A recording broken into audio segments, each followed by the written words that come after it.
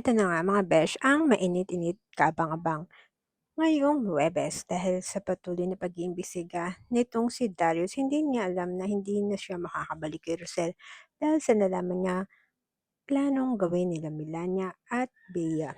Ito na nga mga Mima, dahil hindi pa rin nagtitiwala itong si Darius sa lahat ng sinasabi sa kanya ni Melania. Sinundan niya ito sa bahay nitong si Via, kaya naman narinig niya ang sinabi nitong si Melania na kailangan na muna nilang pahirapan itong si Rosel sa paghahanap sa anak niya. Habang hindi pa rin nila nakukuha ni Tali ang lahat ng yaman nila, kailangan mailayo nila si Rosel at Jacinta sa negosyo nito para hindi nila namalayan ang ginagawa ni Tali.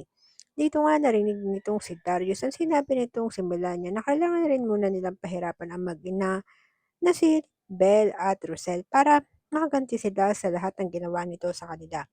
Kaya naman itong si Via todo sang-ayon kay Melania dahil gusto niyang mahirapan ang mag-ina para maiganti niya ang ginawa sa kanya ni Chris.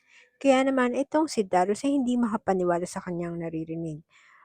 At nang nakita ito ni Via, tinanong siya nito kung anong ginagawa niya sa bahay nito. Pero sinabi nitong si Darius, sinundan niya si Melania dahil may importante siyang sasabihin sa babae. Pero sadyang hindi madaling magtiwala itong si Via at tinanong si Darius kung narinig ba niya ang pinag-uusapan nila ni Melania. Kaya naman, sinabi ni Darius na alam na niya na si Belle ang totoong anak ni Rosel at alam niya rin ang plano ng mga ito. Kaya hindi siya papayag na masaktan ang mag-ina. Pero itong si Melania ay todo pakiusap kay Darius na wag niyang sabihin kay Rosella ang nalalaman nito. Dahil para sa pamilya nila ito ni Tali ang ginagawa niya. Pero sinabi lang nitong si Darius na hindi siya naniniwala na siya ang tatay ni Tali. At gumagawa lang ito ng paraan para sa kanya siya kumampi dahil gusto nitong makaganti kay Rosel. Kaya naman sa pagalis nitong si Darius ay tinangka niyang tawagan si Rosel na kaagad naman sinagot ni Rosel. Dito nga sasabihin niya sana ni Darius ang nalalaman nito tungkol sa anak niya.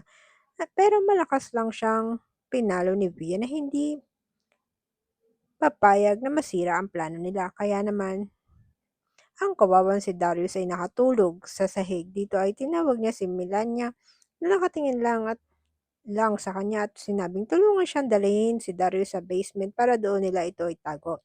Sa kabilang banda, itong si Rosel ay nag-aalala dahil narinig niya ang boses ni Darius na may nalalaman nito tungkol sa anak niya, pero bigla lang itong nawala sa linya. Narinig rin niya ang boses ni Melania at ni Bia. Kaya naman tinanong ito ni Madam kung ano ang sinabi ni Darius, pero may pag-aalala sa mukha ni Rosel. Sinabing biglang naputol ang tawag nito na sasabihin niya sana niya ang tungkol sa anak niya. Ito ay sinabi niya na parang narinig niya ang boses ni Via at Melania.